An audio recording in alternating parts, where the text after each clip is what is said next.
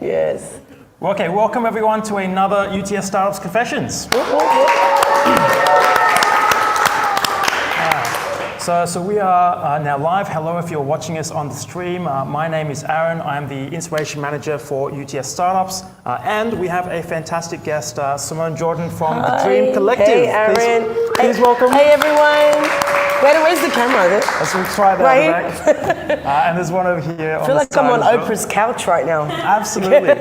So in a moment, so right now we're at STUVAC. So all of the students are there. So really everyone here in the room who's a student has come in specifically for this, which is pretty phenomenal. And you know, today we are focusing a little bit on internships. So startups and why they might want to take on interns. Hint, hint, so that you know you can have more interns and how to set that up. But also for a lot of our students will ask us, how do I get involved? Do I want to get involved as an intern? What's that like? What specifically is going to be that? So you know we're really grateful to have you here. Oh, thank you for having me. This was a bookstore when I was a student at UTS. Same. So yeah, it's come a long way. Yeah. So maybe to start off, could you tell us just a little bit about the Dream Collective, about your just initial, where are you at now in terms of your startup journey? Absolutely. I'm Simone Amelia Jordan. That's my author name, but Simone Jordan is fine. I am a writer and a journalist and a mentor to a lot of young people in the industry that I work in, which is music and media. I decided to start the Dream Collective. It only launched last week. So this is great timing. Thank you. It is a networking and mentoring series for culturally diverse women in the arts and entertainment.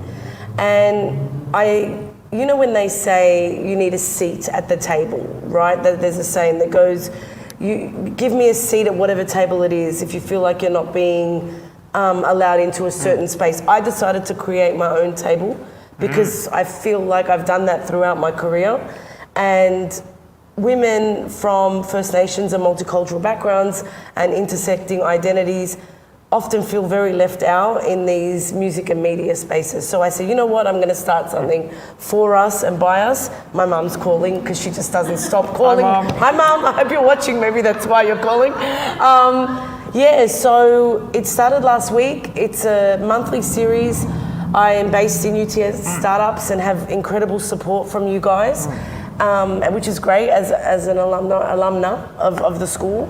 And I hope it develops. We're starting off slowly, and I hope it develops into seminars, workshops, having guest speakers, and really builds into something big. Which, from the feedback for the first one, I think it will. So yeah. Perfect. And I'd just love to, like you described a whole range of different things, like author.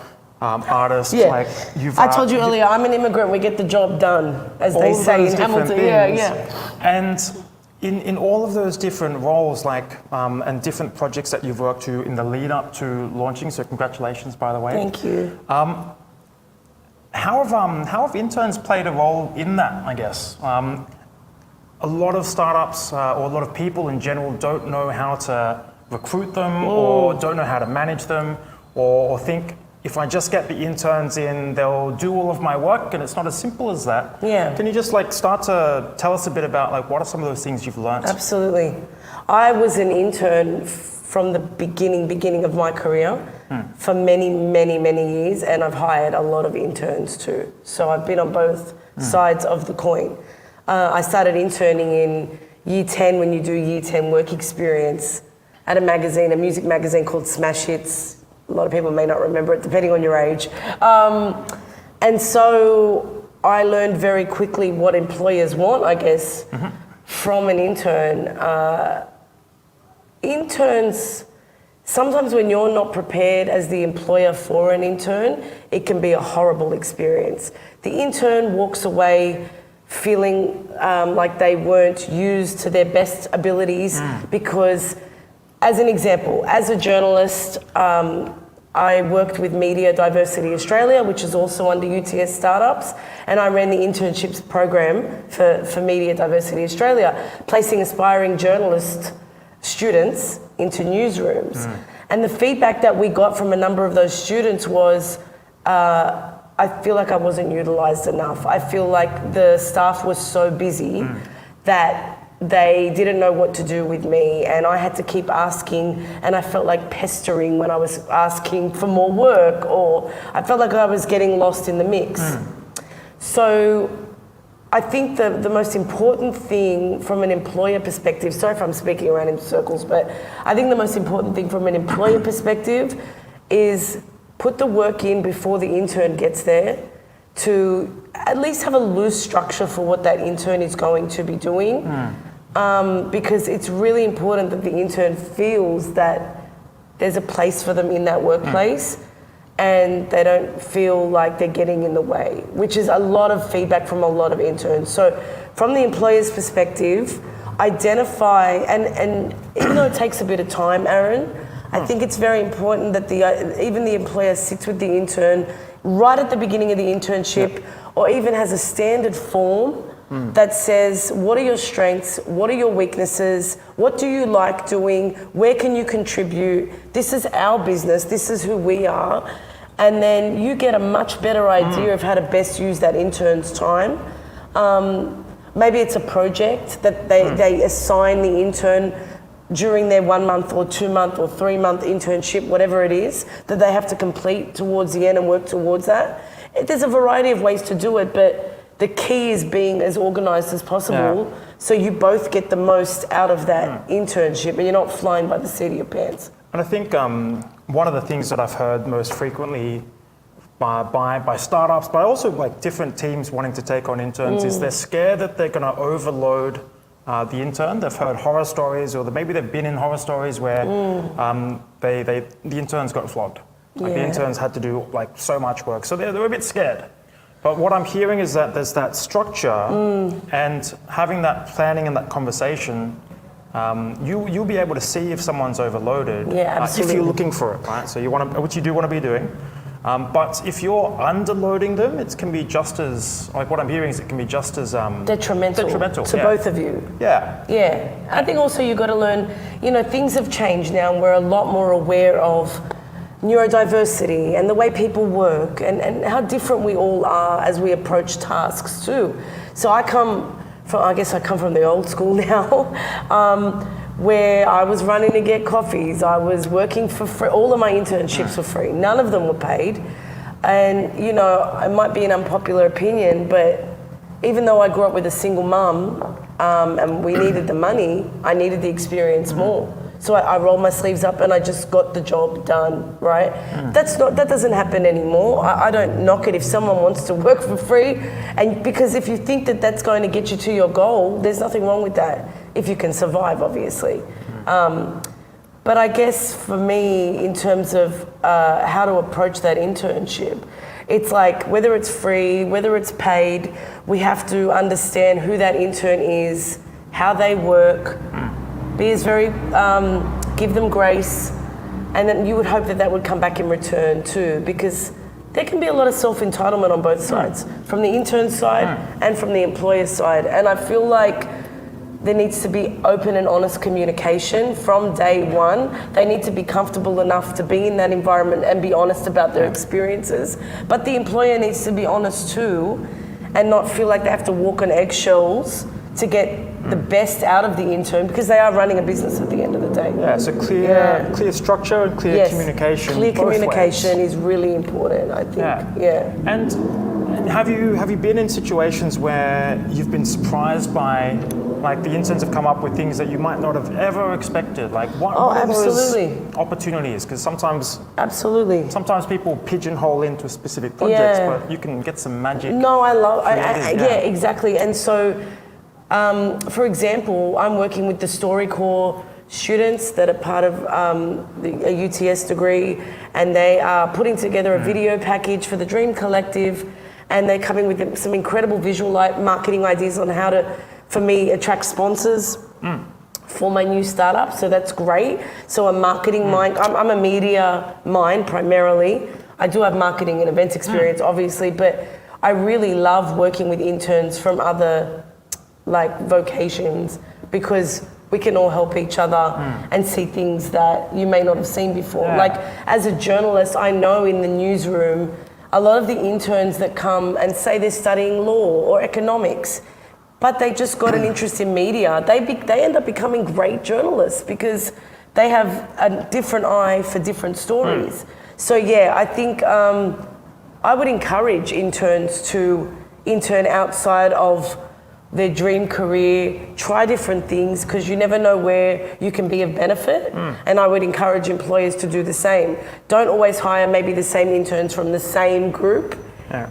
Go outside that and see, because you never know, fresh blood, right? Fresh blood, fresh meat. It always helps. Fresh ideas. Fresh ideas. Yeah, I know. I sound like a vampire, but yeah. And just so everyone can get a sense of it, you know, StoryCorps, like there are a number of programs at UTS and at like all around the place, and StoryCorps is one of those. They put a whole student media team, I think about 6 students, and they have someone who will do the film, someone who will do the sound, someone who will do the video editing, and they'll put together a short campaign on whatever the startup wants. Which is kind of like an internship in a weird way. It is, yeah. But then I have to be cognizant as the person running the show that a lot of these are international students, so English might be their second language, and I have to be very realistic about what our communication's going to be and what to expect from students, the quality of the work, or like, I love being a mentor because I didn't really have any in my own career, and I think that it's extremely important to lift up the next generation. So you have to be realistic with an intern's skill level and where they're at, and just be a guide for them. So yeah, I think that's very important. And where are just rounding out from the hiring interns perspective, like where are the best places to advertise or to recruit, and are there any critical things? I don't know, you tell me, because I'm always looking for good interns. Okay. What do you think? I mean, obviously UTS. Yep. So at UTS universities, we have Career Hub. Yeah. So UTS, that's basically the university's career site for jobs, for internships. Just hands up if you know about Career Hub. Yep. So if you're a student, and now I do. Other universities will have there. So I'd always say go to the university sites if you want university students. Go to other universities as well. Yeah. Like, so we'd love you to hire UTS students and take interns from UTS students. Yes, of course. But if you need to get the job done. Yeah. When you were doing things for Media Diversity Australia, where did you get them from? Or like, were there any other areas that you might think about? Yeah. Oh, look, for me, coming from a media perspective, my dream was to go to UTS because that was the hands down best journalism degree in New South Wales. And so I fought tooth and nail to get to this uni. Like I said, I grew up with a single mum, lower socioeconomic background, but this was my dream. Like the name of my book is Tell Her She's Dreaming, because I don't stop dreaming, right? Yeah. But I kick those goals and I make them happen. And so I get interns now, not only from UTS, but from TAFE, New South Wales. Honestly, Aaron, anyone that's hungry and shows me that they want to work, that takes initiative, I will train you, and I think that's a very key thing too. Like, I'm willing to train, like I would hope someone would train me in an industry that I'm not, because I'm still learning. There's so much I'm learning, and I'm always up for new training. We're forever learners, right? So I'm willing to train an intern if they're willing to put the work in, but I must warn interns always, I don't stop working. Yep. I lived in New York City for 10 years. Yeah. My phone is connected to my hand. I will take an email at 3 a.m. I am one of those people. I know that not everybody's like that, and I've had to really calm down and temper my expectations, because not everybody is like that. But I must say, as the hirer, if your hunger matches mine, then we're going to do really well together, because I think a personality match is also a very important and underrated thing too. So yeah. Yeah, and drawing from your experience, kind of hustling, getting the job done. Yeah. Like I've seen you out like emceeing like big festivals and cultural events and all of those different things. Yeah. So I appreciate cost of living, man. The hustle. Yeah. what are some of the things that you've seen in interns who've really stood out for you? Like, what advice might you have for people who are like, hey, I want to demonstrate those attributes. I want to show that I'm hungry. I want to put myself out there. It doesn't take much. Just show me you. Like, just tell me, this is my dream. This is what I'm working towards. How can I help you? I've noticed a gap in what you're doing. I can help fix that gap. Be honest, like I said, about your limitations, because I'm very honest about my limitations. Always. I said to you today, I've got imposter syndrome because I'm not a tech startup, so I don't know what I can offer.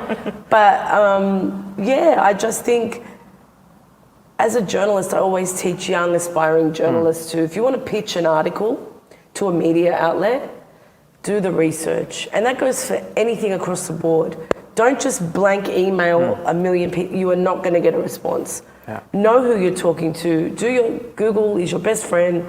Do your history on their work. And when you reach out to them, show that you've taken the time to research the employer, what they do, and just say, look, I just would love to help. And it might not happen at that time, but down the line, I'm telling you, they will keep you on file and they will remember you. And it doesn't hurt to check back in here and there to show your hunger.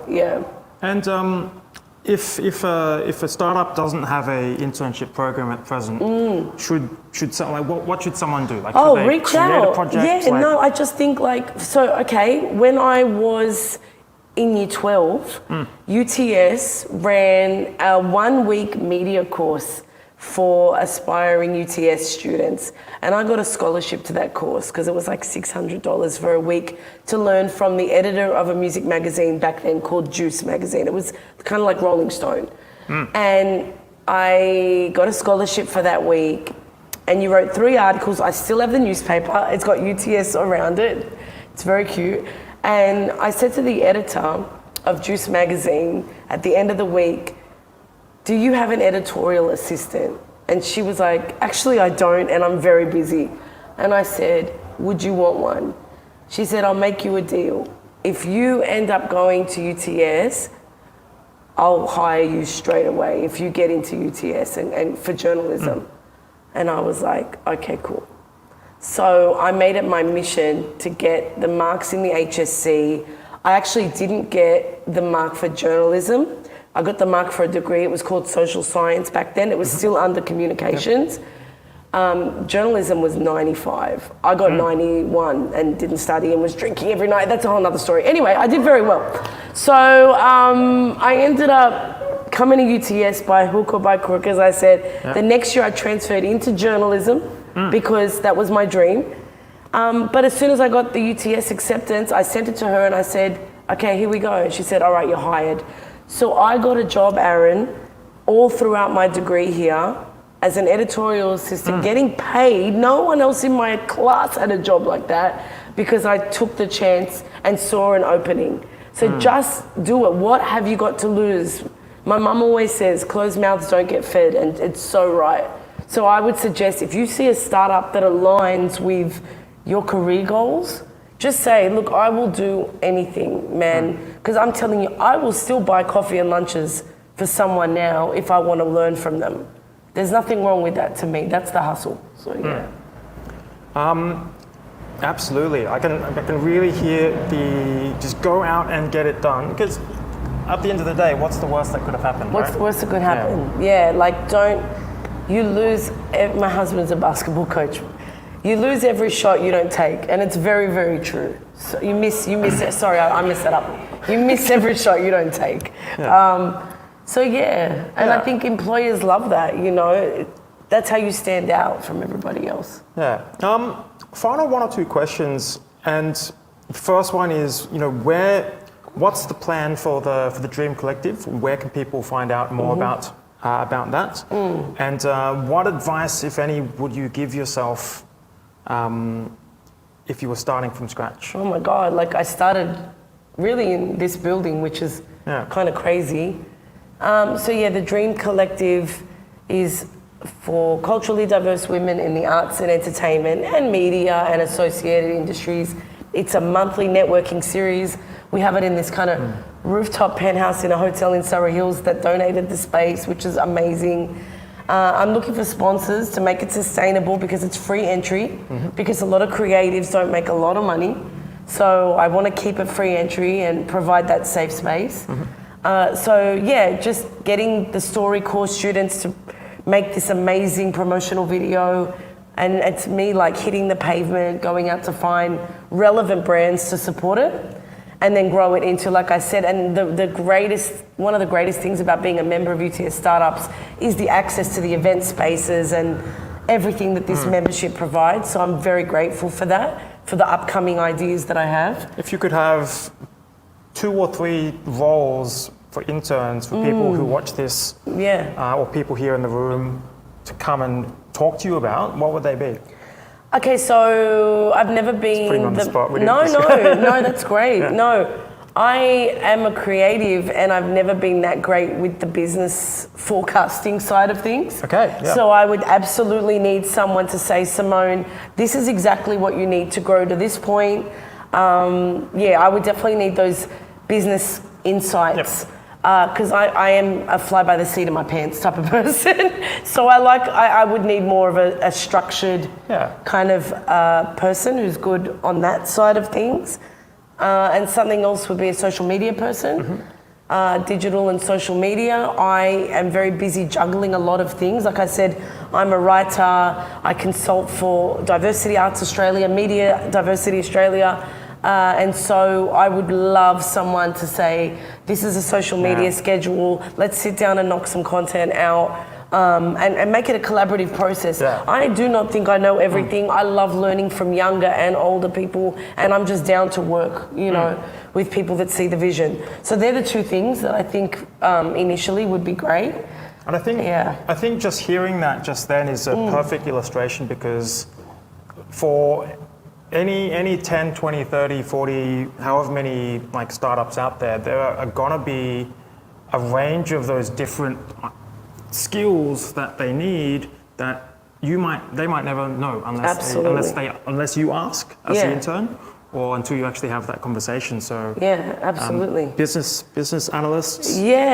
Just people that have got like strategic insights or know how to grow something that has potential. I don't need it to be huge. It's a passion project, but I know that it could be really something powerful that will get a lot of media attention, and I just need to know how to make it sustainable for me. Whereas I'm not pouring everything in and not getting anything out of it. But I love the love that I get out of it. But love don't pay the rent, as they say. So Absolutely. And so I'm very excited, and I'm grateful for UTS Startups support very much. And I brought everybody a bookmark from my book. I didn't want to I always try and bring a little gift.